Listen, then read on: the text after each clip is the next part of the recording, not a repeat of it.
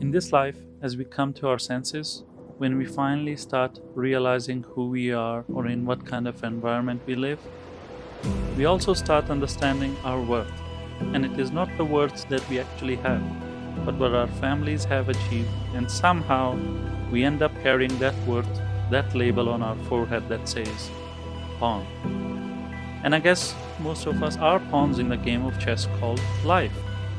But believe me, my friend, no one wants to be a pawn, because that is the most useless piece in chess.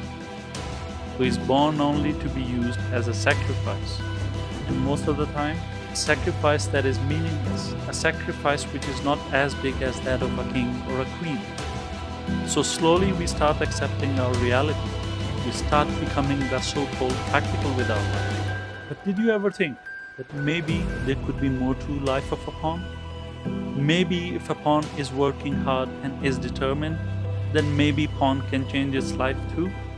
What if a pawn wasn't just born to die a meaningless life? What if there is more to life of a pawn than a pawn thinks? It is always the attitude and what we think of ourselves. It is our mind that belittles us. It is always that sound in our head that goes on and on saying, oh, I can't do this because where I live I don't have opportunities, or I can't do that because I have these disabilities. Believe me, if you're looking for a problem, you'll always find plenty. Every pawn carries a big list of excuses, but never thinks that he doesn't need a list of excuses, but just one reason to rise above. One reason to become successful that will give meaning to its meaningless life. You know, when the pawn decides to move forward and stops nagging and complaining about how life is harsh and evil, and finally decides that I'm going to make it even if it means dying while I'm trying, only then pawn makes it to the other side of the chessboard. And guess what? The pawn becomes the queen, the most powerful piece in chess game.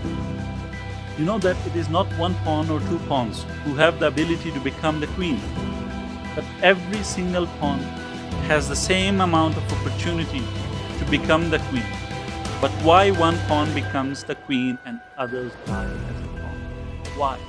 If you Google what is pawn in chess, then the definition that Wikipedia provides is: the pawn is the most numerous piece in the game of chess, and in most circumstances also the weakest. It historically represents infantry, or more particularly armed peasants or pikemen. So by definition, pawn is not meant to be something special, something great, but an armed peasant who is destined to die. But not every pawn thinks that way. There are pawns who want to change their life, who don't blame themselves being born as a pawn, but resolves not to die as one. I want you to ask yourself one question today. What is it that is making you live a life of a pawn, even though you know that success and happiness lie on the other side of the board, but still you choose to sit on this side? What is it